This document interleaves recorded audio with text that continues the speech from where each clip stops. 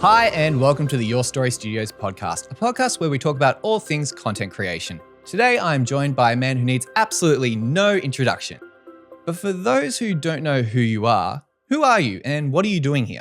Well, my name is Kaiser, also known as Kaiser the Laser, and I'm a filmmaker. I'm a video creator, film director, all of the above. I'm here to just talk about my filmmaking journey with you, just give my sort of insights into how I got here in the first place and why I'm still doing this sort of thing in the industry. So yeah, happy to talk about it. Excellent. Well, let's start talking about it. How did you get into video production? Well, look, I'd say when I was a kid, let's take it all the way back when I was a kid, watching movies, I was super enthralled by, Steven Spielberg films. One of my favorite films is the Lord of the Rings series, just seeing those amazing creations and especially watching those like behind the scenes documentaries on how our films are made. That sort of really got me inspired by, how to get into this sort of craft. So that sort of led me down the path of, I want to do this. Even before, any sort of training or even going into film school sort of stuff, I was, a young, eager kid. I got hold of my parents. This is back in early 2000s, did a Handycam, using little mini DV tapes, just filming stuff around the house, making little short films from, using my action figures, my stuffed toys, stuff like that. I was a tinkerer back then, so I got myself a copy of Adobe Premiere. Back then it was probably like CS4, that version, I think, and just taught myself how to edit using that. If I were to look back in those creations now, I would probably scoff at them because they, they're crap essentially. But Do you still have any of those, or have they been lost? Look, I am a very sentimental person. I keep everything, I love documenting everything. I love keeping archives of everything. So they exist. And to be honest, I haven't seen them for a very long time just because of the fact that I might cringe looking back at them. But they did lead me down this path. So I picked up my parents' camera. That's how I got into wanting to make videos, make films. And then, eventually that sort of led me down into pursuing a study into filmmaking. So I did a film and television course at Swinburne University. Right here in Melbourne, Australia. That's right, yep. The now defunct Prahran campus. So, that's some old good memories there. But so it learnt, that helped build on all my my knowledge and skills about the craft of film and video making. From there, it was basically I wanted to pursue being a film director. And that was my goal, sort of leaving university, just, wanting to create films. There are sort of a lot of skills and a lot of disciplines that go into filmmaking. So I should learn them. It's not just, there's not just one key skill that I wanted to pursue. So I sort of taught myself to shoot, to do editing, like I mentioned already, to do sound recording, a whole bunch of stuff. So that all of those skills sort of put me in a position where I was quite confident enough to get into solo video making, because as we sort of see in this industry now, that's sort of the way a lot of productions are going, where because of how accessible things and have become, a lot of solo creators are out there, and that's great. So I was quite fortunate to have those skills. A lot of them sort of combined together and set me on that pathway to making films. So that's got me to where I am now. I've worked for a couple of production companies, done some freelance stints, and now I've recently started my own video production service. Which is called? Which is called From the Head Films. Currently sort of just servicing my local community here down in Pakenham and Cardinia with goals to, take it bigger. We'll see where that goes. But that's where my journey and my career has taken me so far. Great. And tell me about the name. What inspired you to bring you to that? Yeah. So I've had the thought of having my own sort of production company or even just a name for that for years, and I could never settle on something that I was happy with. I've got a document that's probably 2 pages long with just names that came to me one day, and at that time it was, wow, this sounds cool. In retrospect, not so much. But for From the Head Films, it sort of stemmed from when I was designing a logo for it. So we might throw up a graphic to show the logo, but essentially For our video watchers, for audio, sorry, you'll have to go to YouTube or Spotify. But essentially, my logo, I sort of based it around the letter K, because obviously my name starts with a K, and I sort of designed it in a way. Well, I fell onto a design where the K sort of looked like the back button on you see on media controls. So you got your forward, you got your play, pause, rewind. And it sort of ended up looking like the, back or, go back to the start of the track sort of thing. So I looked at that logo. I'm like, hey, that sort of, that reminds me of going back to the start or go back to the head. So start from the head. And then that sort of spawned into, okay, that's sort of got a double meaning to it. So from the head, it also means that that's where all our ideas come from the head. So, so that was my first thought. Yeah. and so that was sort of a happy coincidence for me. And that's one of the names that struck me instantly. Like, okay, that feels good. Let's come back to it, in a day or two. Hey, it still feels good to me. Let's keep it. So that's how From the Head Films, the name was born. Excellent. Oh, thanks for sharing that story. That gives a lot of insight as to why it's called that. And today, what kind of projects do you find yourself working on a regular basis? So a lot of the work that I'm pursuing now is mainly within the commercial, corporate sort of worlds, sort of industries, I should say. It's funny because with all my past experiences leading up to here, I've pretty much done so many different types of projects from real estate work to sort of bigger budget set work to small indie jobs and projects like that. So I like to keep my options open. I don't necessarily will say I'm just interested in doing commercial work. If there's a small little gig that would benefit from my expertise, yeah, absolutely. I'll be very interested in pursuing that. But yeah, really all I can say is any type of video work where the craft of video making, not just pointing a camera and being, and calling it a day. Anywhere that I can sort of put my own sort of my sensibilities in filmmaking and video making into it, and making a great project for whoever it is, for a client, for myself, if it's just a sort of passion project. Yeah, if I can show my skills off in a way that I'm proud of, yeah, I'll be down for it. Well, let's just go deeper into this. So with your philosophy with creating videos, do you have a specific style that you want to imprint onto every single piece of video that you create?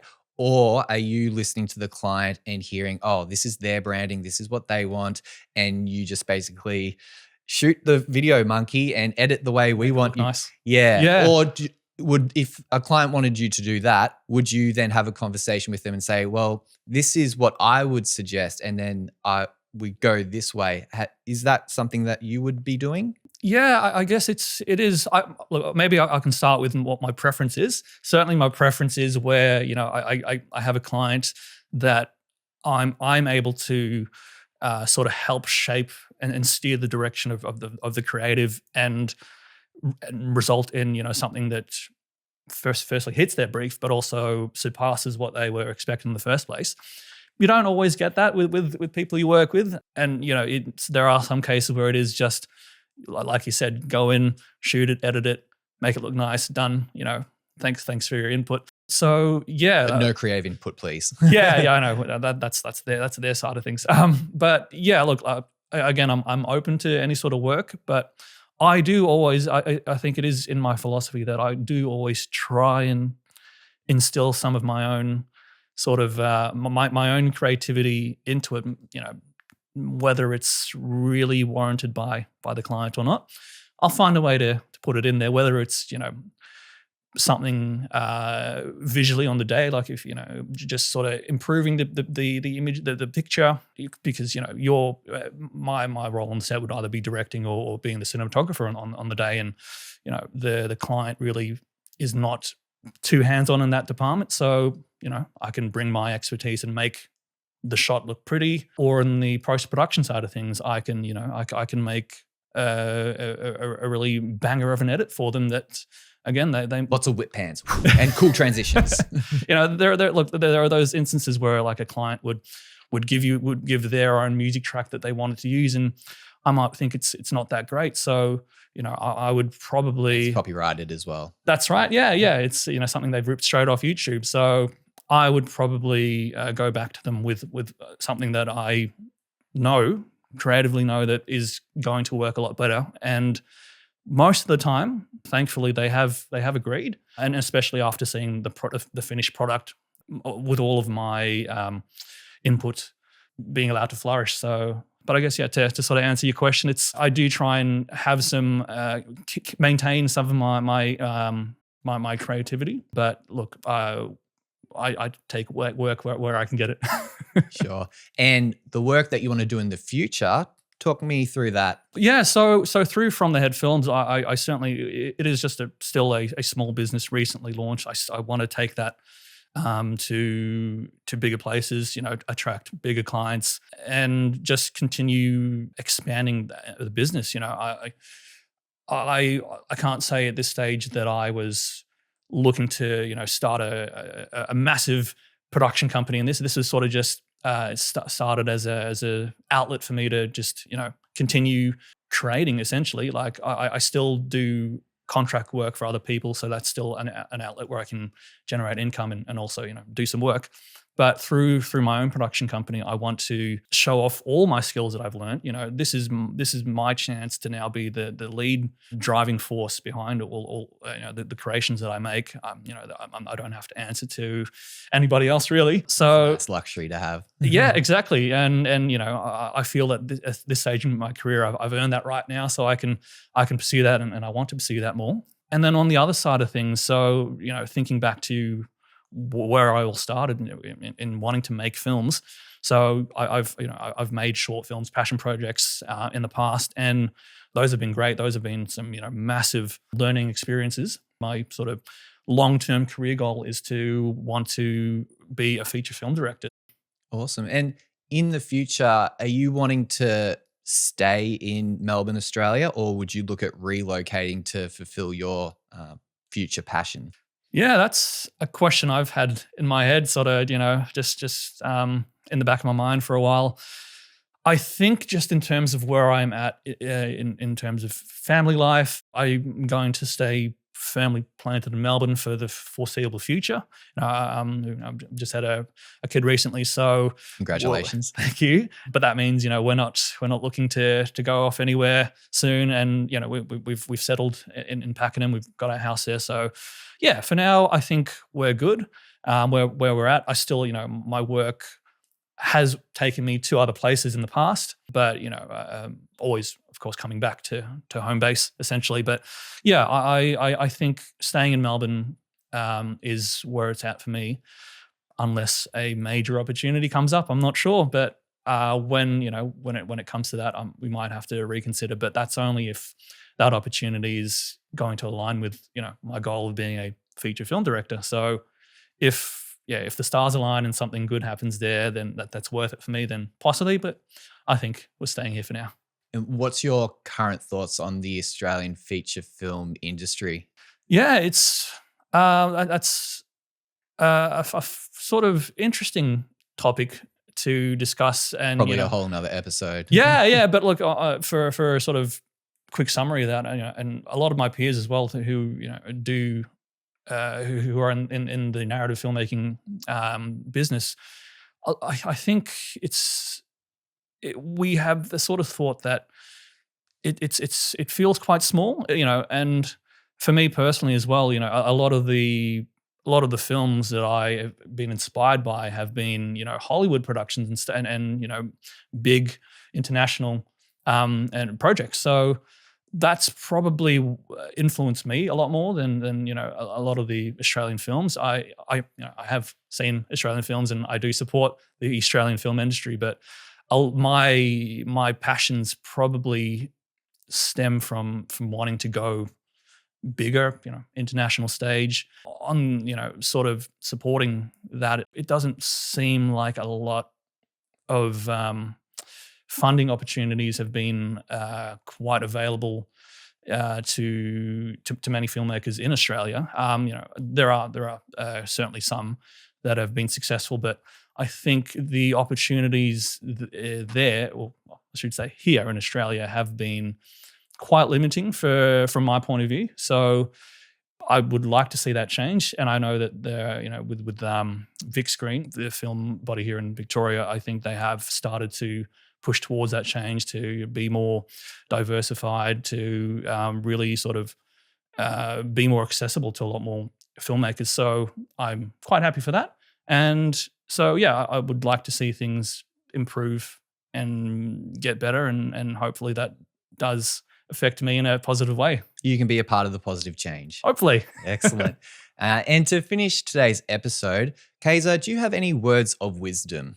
One thing that's struck me in my career is that know who you're making the project for. So I know a lot of people I've worked with. We're all in this industry of making video, making film, and we can sort of get so caught up in all the sort of the specifics and all the technicality of things behind what goes into making a production, and that's great. I certainly don't want to discourage that, because that is all of those nuances help make a great production. But I think in the end, you as a video creator, you have to sort of realize who you're making it for, and that's what sort of driven my trajectory to how I sort of approach a project. Is that I don't necessarily want to make this particular film, this particular video for me. It is for a specific audience, and I know that audience isn't necessarily too caught up in the cinematography, isn't too caught up in what sort of lens we use and stuff like that. The bokeh looks like in the background. Exactly. How blurry that background is. Yeah. So my advice, my words of wisdom would be, don't get too caught up in that, because look, it's understandable that you as a creator will have a very subjective opinion on those sort of things, but the majority of the people who you're presenting the work to will not care. They will only be interested in what is the content of the video, what is it saying, what's an intention, what's the story behind it, and that's really what will get your audience to resonate with what you've created. Excellent. Well, Kaiser, thanks for joining us today on the Your Story Studios podcast. Thanks for having me, Nathan. Great to talk with you.